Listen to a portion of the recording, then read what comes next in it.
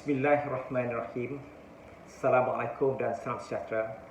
Saudari yang saya hormati sekalian, kalau saya kata ada satu perkara, satu benda yang saudari boleh lakukan dalam hidup dan insya-Allah saudari akan lebih sihat bagi yang dah sihat dan akan sihat bagi yang sekarang sakit, dan benda itu percuma, zero costnya, RM 0.00 costnya.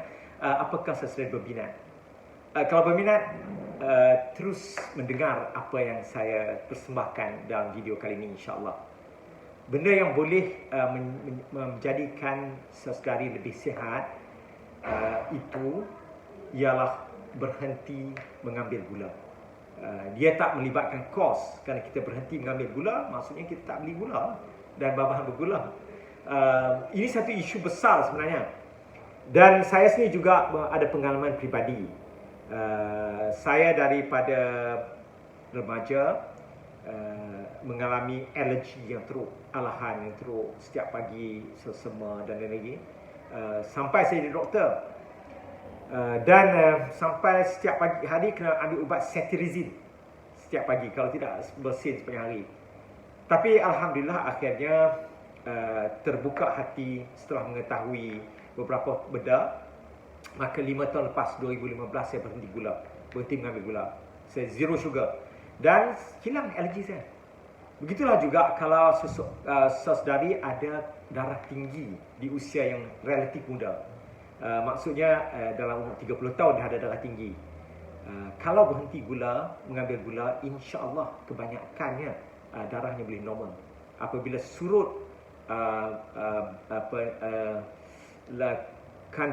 apabila surut gumpalan lemak di perut. Kalau kita ambil gula banyak, salah satu kesannya melalui kerintangan insulin dan lain-lain lagi ialah perutnya ke depan. Perut ke depan tu antaranya pengambilan gula yang banyak.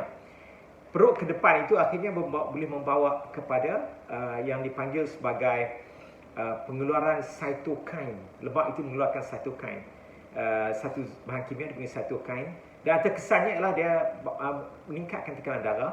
Cytokine itu juga menyebabkan inflammation ataupun keradangan yang berterusan secara kronik dan akhirnya membawa kepada kerintangan insulin, membawa masalah kepada dan juga pengambilan gula yang lebih membawa kepada masalah hati yang dipanggil fatty liver, dan itu semua membawa kepada berbagai masalah. Manifestasinya darah tinggi, kencing manis.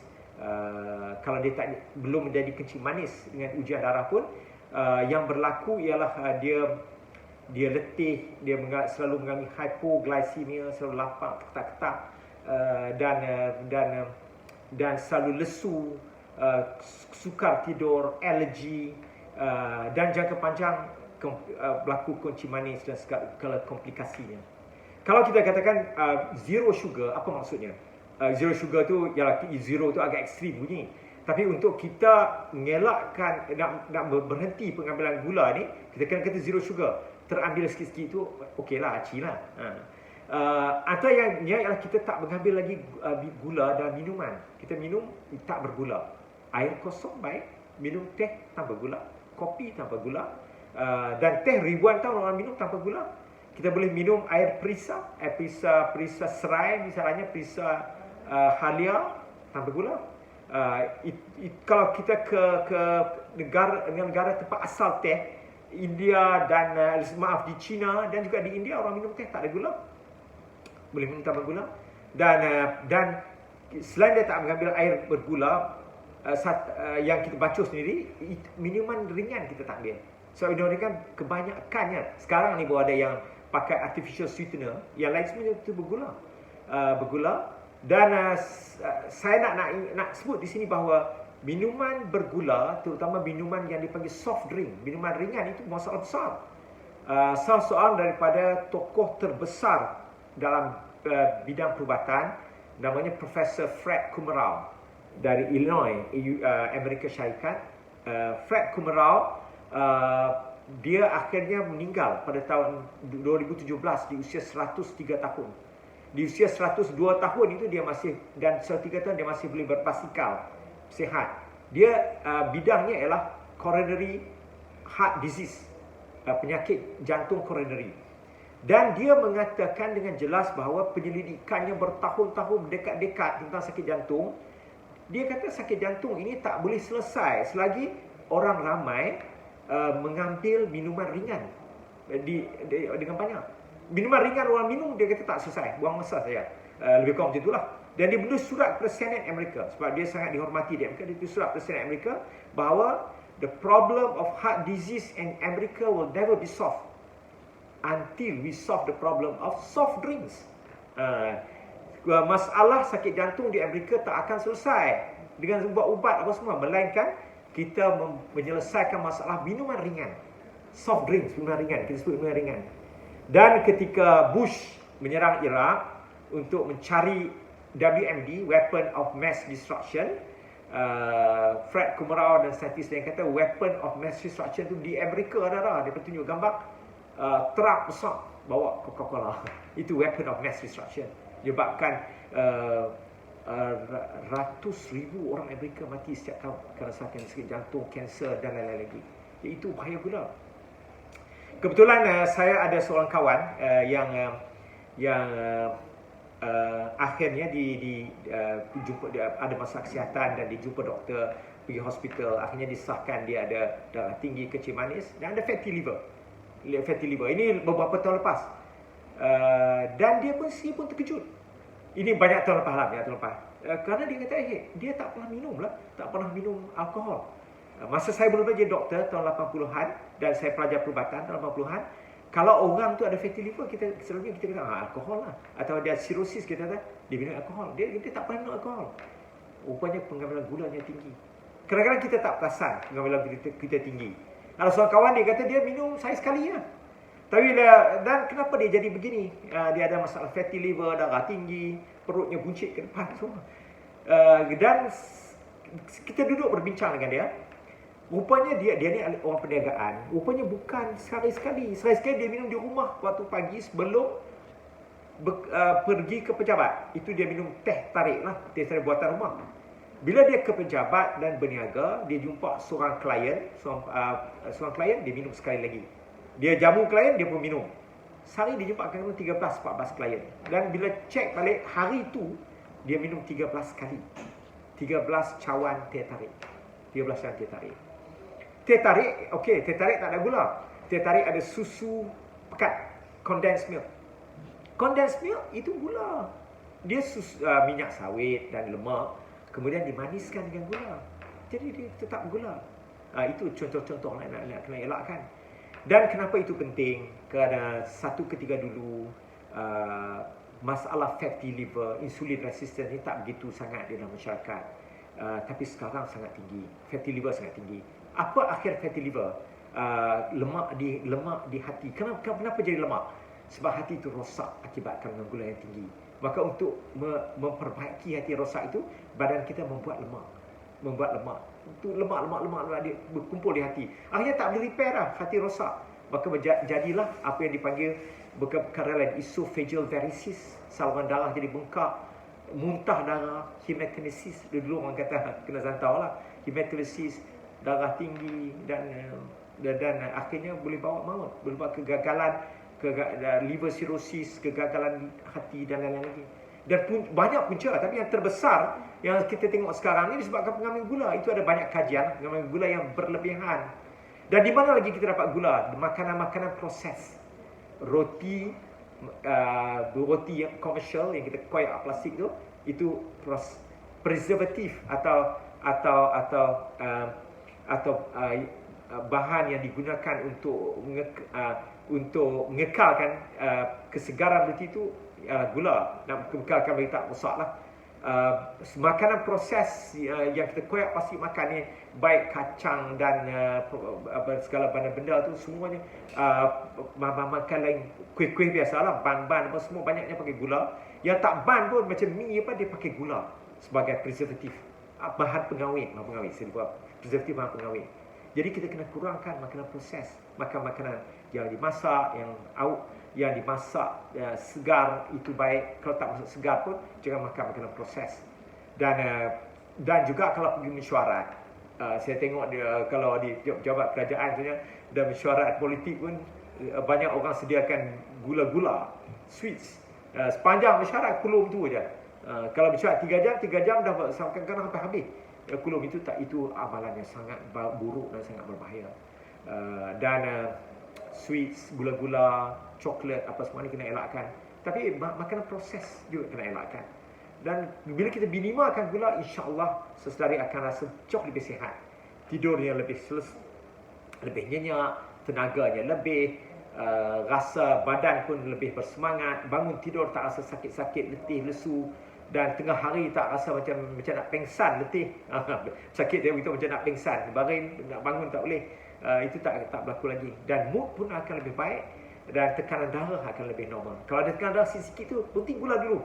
Sebahagian orang yang darah tingginya sikit-sikit tu berhenti gula dan seluarnya kembali longgar, insya-Allah kadang-kadang darah tinggi pun hilang.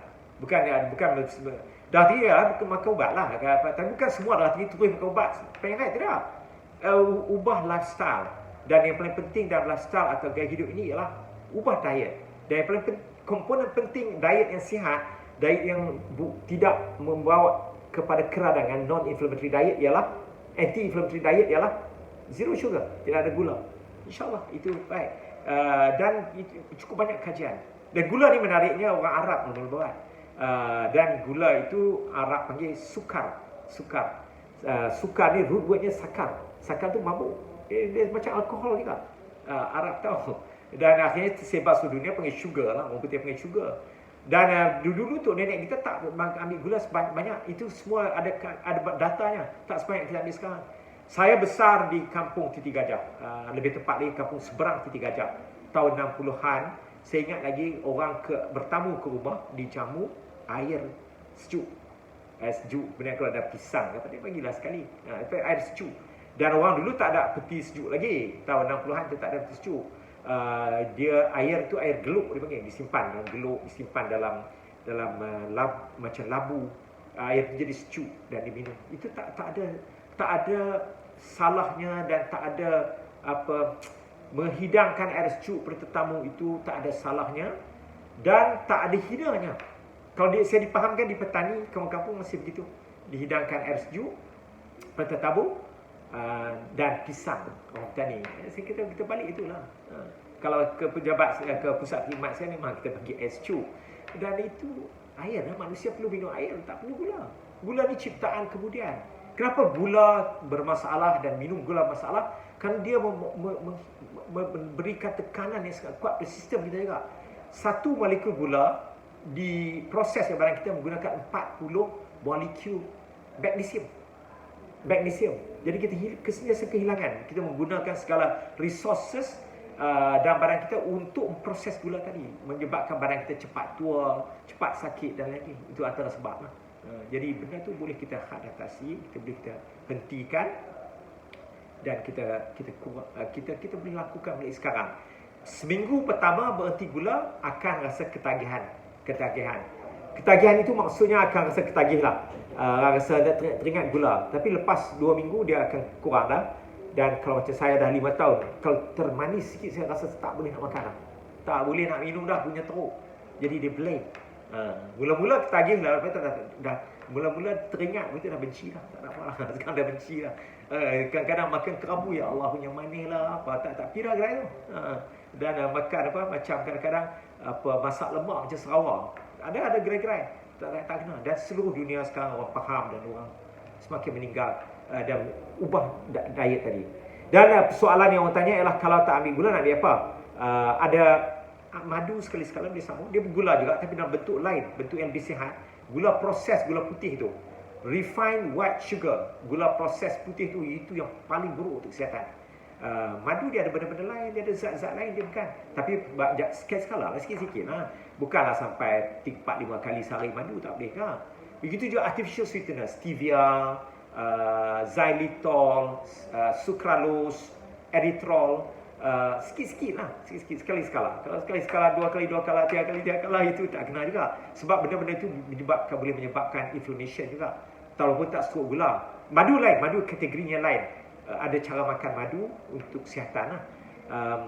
Madu lain lah. Tapi bukan menggantikan gula sampai sehari tarik madu itu sampai 10 kali sehari, tak boleh kan. Itu caranya lah. Dan buah-buah yang terlalu manis akibat dikacuk-kacuk-kacukkan untuk menjadikan fruktosa gulanya itu tinggi, itu juga bermasalah. Gula yang bermasalah yang jadi fatty liver apa semua itu fruktosa.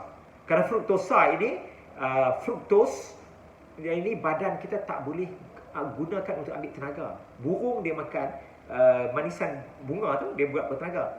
Tapi kita tidak. Maka fruktosa banyak dia akan simpan dalam hati. Itu akan masalah. Sebab itu jadi fatty liver. Kalau kita ambil fruktosa terlebih, kita tak dapat proses, dia duduk di hati. Itu menyebabkan rosak hati lah. Jadi kerana itu buah-buah yang terlalu manis, harum manis, fruktosanya tinggi, makan sikit-sikit sekali sekala musim dia sudah.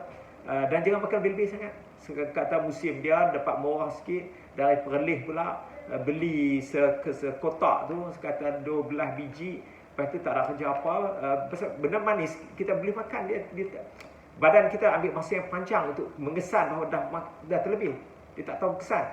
Makan sampai 4-5 biji sekali, itu masalah. Itu masalah. Sebab tu dia musim harum manis, musim buah-buah, moktan yang sangat manis, mempelam sangat manis apa semua tu, itu elakkan. Makan sikit-sikit lah. 2-3 potong. Kalau mempelam, kalau moktan tu sebiji, 2 biji. 1 kilo, 2 kilo itu masalah. Dan makan buah-buahan yang manis sangat tu makan masa dia tua, dia belum ranum, masa dia mengkai. Itu lebih baik, lebih sihat. Dia ada manis-manis sikit, sedap juga makan. Dan ada banyak fiber dan buah-buahan ni dia istimewanya dia juga ada zat-zat lain, dia ada mineral, dia ada vitamin apa semua, vitamin C kan. Jadi dia bukan macam air minum. Dan jus, akhir sekali jus buah-buahan tak sihat. Dia macam minuman manis juga lah. Sebab kita dah jus kan, kita minum terus, maka dia tak mengalami proses penghadaman di mulut. Dia terus masuk dalam perut. Dia mulut kita ni proses penghadaman mula-mula dia mula perut. Dia ada amylase. Air liur kita tu ada enzim apa semua tu tak kena bila kita minum. Dan banyak kajian menunjukkan minum jus buah-buahan yang manis bermasalah. Dia macam juga minum minuman manis, dia bawa kepada kerintangan insulin, diabetes, darah tinggi, masalah liver, masalah hati, kanser dan berbagai penyakit lain. Moga celoteh saya tentang gula ini akan bermanfaat. Saya sendiri telah merasakan manfaatnya setelah 5 tahun sugar free dan jauh lebih sihat. Di hujung usia 50-an boleh jogging lagi dan boleh jalan sehari dalam 5 km. Alhamdulillah. Dan salah satu punca terbesar adalah kerana saya zero sugar dari awal. Moga itu bermanfaat. Terima kasih.